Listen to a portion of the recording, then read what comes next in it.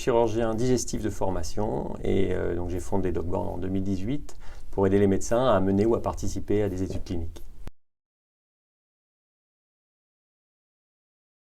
Tout simplement dans le cadre de mon activité, notamment de la fin de ma formation avec la gestion de travaux universitaires, les travaux qui étaient mono ou multicentriques, et en fait je me suis retrouvé comme tout praticien, tout interne et ensuite praticien à gérer des tableurs de données ou des supports papier avec de la collection de données sur ces supports et l'exploitation ensuite de manière très manuelle finalement. Donc sur cette base-là, donc une forte pénibilité, alors que la technologie par ailleurs avance très très bien, et donc avec tout l'univers de l'e-santé, l'informatique, l'IA, les big data et tout ça. Et on voit bien du coup le gros contraste qu'il y a entre l'évolution technologique moderne et puis le quotidien des médecins qui, lorsqu'ils veulent réaliser des recherches, se retrouvent à travailler sur des outils complètement archaïques.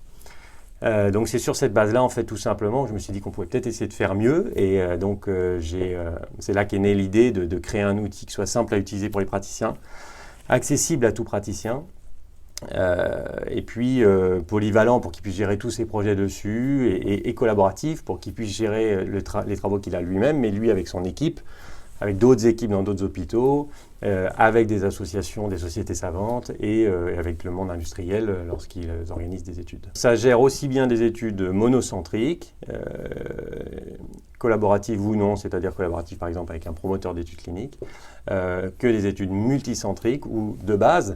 Et là-dessus, on ne change rien. Ces études multicentriques, elles existaient avant, mais elles étaient réalisées sur des supports plus ou moins adaptés. Eh bien, on vient aider ces études-là dans le côté facilité de la collecte, de la diffusion des formulaires d'études et ensuite de l'exploitation statistique des données.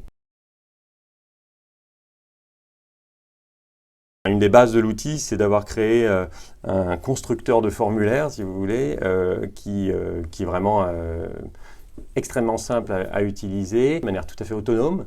Et ensuite, immédiatement, ils peuvent décliner en commençant à inclure des patients et des données de patients dans ces formulaires. D'accord. Ces formulaires, ils sont exposés aux patients aussi ou c'est exclusivement dédié aux praticiens ?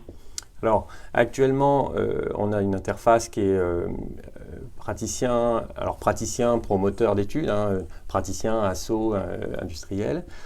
Donc, effectivement, pas encore ouvert aux patients, mais on travaille justement à une adaptation de la solution pour que les patients puissent participer à la recherche, comme c'est l'évolution actuelle des choses.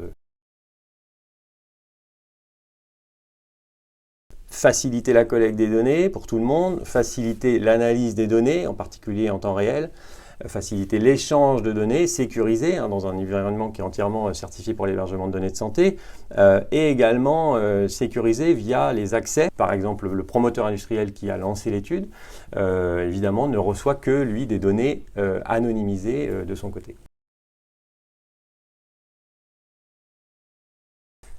Alors donc on est à plus de 350 utilisateurs actuellement, donc c'est des médecins et des équipes médicales. On a une cinquantaine de projets qui ont été menés sur la plateforme. On s'est lancé l'année dernière au moment de la première vague Covid en fait. Et ça correspond à 8000 patients inclus dans des études et plus de 250 000 données collectées.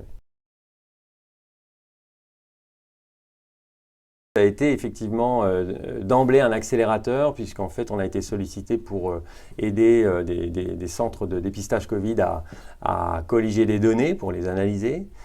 Donc c'est ce qui a été fait et on a plusieurs milliers de patients qui ont été collectés comme ça. Et ça a permis aussi, on a fait une levée de fonds l'année dernière, ça a permis aussi d'expliquer aux investisseurs la criticité du besoin autour de la recherche. Donc voilà, ça a été vraiment facilitateur et puis évidemment ça a été ralentisseur parce que les hôpitaux ont été surchargés et pour tout autre projet qu'un projet Covid, c'était plus compliqué.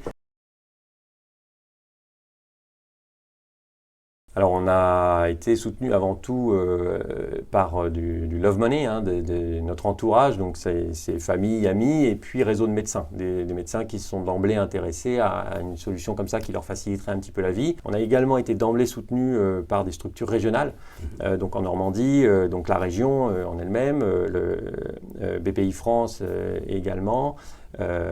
Réseau Entreprendre de Normandie m'a soutenu en tant que lauréat et puis le Crédit Agricole Normandie-Seine comme organisme bancaire nous a soutenus à plusieurs reprises.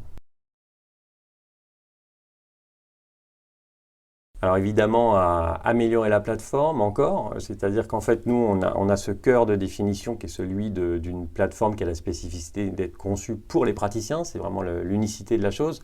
Maintenant, une fois que les utilisateurs l'ont et l'apprécient, ils demandent des nouvelles fonctionnalités. Donc voilà, la levée de fonds nous permet de continuer à développer des innovations et puis augmenter notre équipe, finalement, staffer un peu l'entreprise.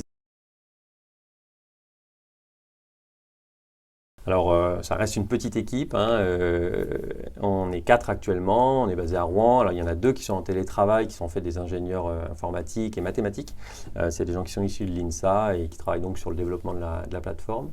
On a recruté Marie qui est dans le marketing et qui s'occupe donc de toute la partie marketing et communication de la solution. Et puis moi, je m'occupe de la gestion globale de l'entreprise et de la partie commerciale. Je rencontre des praticiens et j'échange avec eux, ce qui me permet d'avoir beaucoup de retours de terrain. Alors oui, à terme, tout à fait. Clairement, ayant cette capacité à proposer une solution orientée praticien, on voit bien le lien qu'il peut y avoir entre aider le praticien à collecter des datas et finalement bénéficier de services d'intelligence artificielle au sein de ça. L'idéal, le Graal étant, mon Graal de départ, c'est que je collige des données en tant que praticien sur, par exemple, études observationnelles sur mon activité ou sur un device ou je ne sais quoi. Je clique sur un bouton et ça me donne mes facteurs de risque, de complications, les critères d'efficacité et tout ça. Notre outil, il est bilingue, il est français-anglais, l'anglais étant langue de recherche internationale. Et il est surtout du coup déjà utilisé en fait par des utilisateurs hors France en fait. Actuellement, on est sur la phase Europe puisqu'en fait là il y a une question autour des data, c'est-à-dire où sont hébergées les données. Donc là on est sur un data center qui est un hébergeur qui est certifié pour l'hébergement de données au sein de l'Europe. Mais clairement, du coup, en termes d'ambition, pouvoir s'étendre en dehors de la zone Europe, c'est ce qu'on va chercher. Alors, sur ce point, c'est important parce qu'on touche à un autre point de ce que j'ai cherché à faire, c'est qu'on touche à la problématique du coût de la recherche. Actuellement, en fait, les solutions sur le marché sont des solutions qui sont financées, tarifées au projet, à l'étude et à l'inclusion. D'accord ? Donc, plus on a d'études, plus on a d'inclusion, plus finalement ça coûte cher. Et on a vu plusieurs projets, pas mal de projets, arriver à des chiffres de financement qui deviennent de plus en plus élevés et qui finalement font qu'à un moment, ça s'arrête, on n'a plus les financements, soit pour poursuivre un projet, soit pour faire d'autres projets. Alors que la recherche médicale bénéficierait d'avoir un nombre de recherches, d'études illimitées, si on veut, et un nombre d'inclusions illimité. Moi, étant praticien, je considère que c'est nécessaire de permettre cette liberté-là. Et donc, on a délibérément opté pour un business model plus disruptif. En fait, on a créé un système d'abonnement, comme ça, un nombre de projets illimité, nombre d'inclusions illimité, à tarif abordable pour permettre de la pérennité dans le temps. Hein. Et on décline en fait ces abonnements en fait en fonction des différents acteurs. Donc, on a des abonnements praticiens, équipes, institutions, associations et industriels.